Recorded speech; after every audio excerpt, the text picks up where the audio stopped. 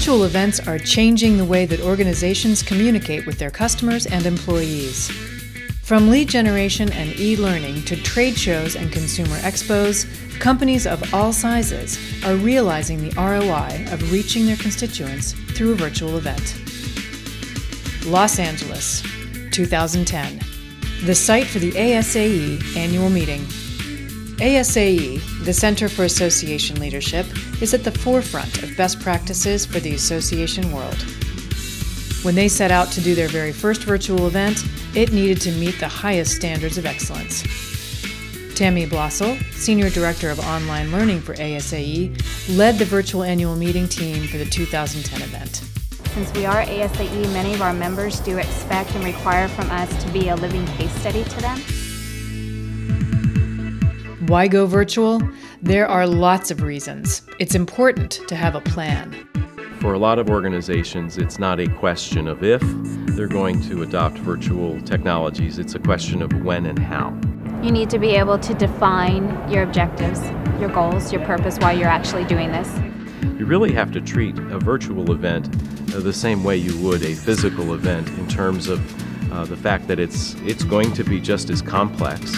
For ASAE, a virtual event was an opportunity to reach those that hadn't attended the annual meeting in the past. It offered engaging and easy access to content in a flexible and intuitive online form, and provided additional revenue streams for the organization. Planning for advertising and sponsorship is key from the beginning of the process. They offset costs and provide real value by allowing easy 24/7 connection between sponsors and attendees. An added benefit? Sponsors get lead generation metrics on all virtual attendee activity. Tracking and reporting capabilities is something that is key to the virtual event and is one of the most valuable things that a meeting planner or a sponsor is going to get out of their use of a virtual event. Everything is trackable. You can track who clicked on what, where they went, how long they watched the presentation. All of that is reportable and make it much more valuable to you on the end in terms of ROI. Creativity is key to bringing a virtual event experience to life.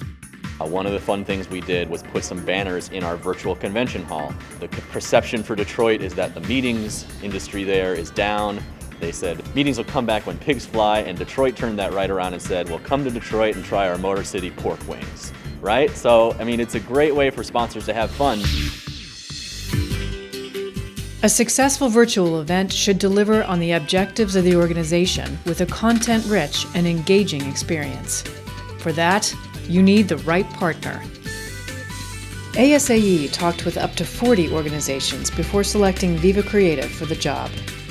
We felt very honored that we were selected by ASAE. We understood from day one the level of priority that this initiative had for ASAE. We felt very comfortable with Viva Creative.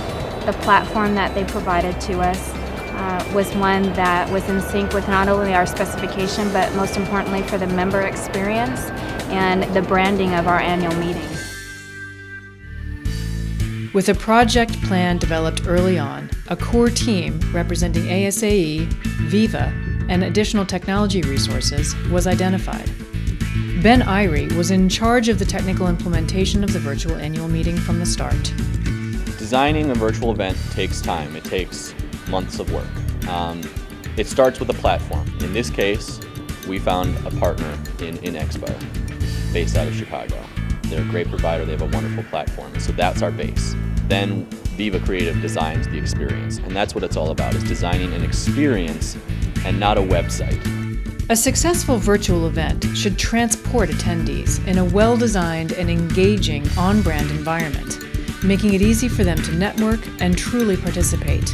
It's all about engagement.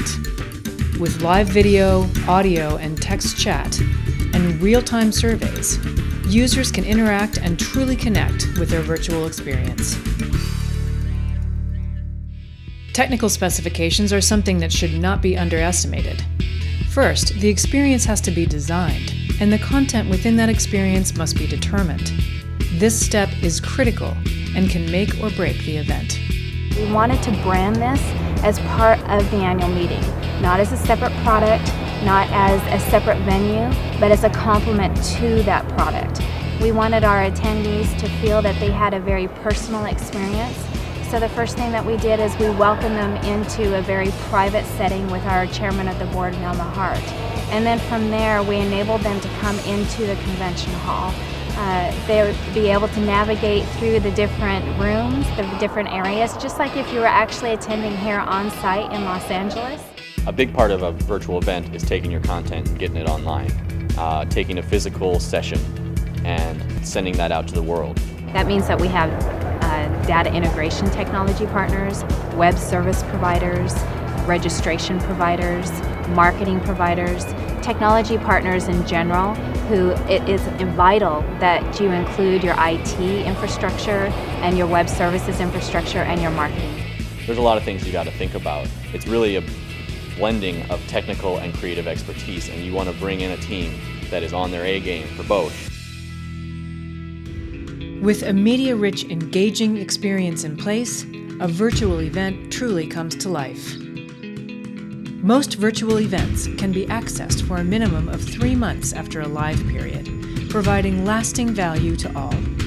Moving forward, there's different venues that we're going to be looking at, creatively designed specifically for that sponsor. Whether they're from a CVB or a technology company, we really want to look at what their specialty is and then bring that specialty into the creative environment. We wanted to make sure that as we were working closely with Viva Creative, that we did what we set out to do, and we did so.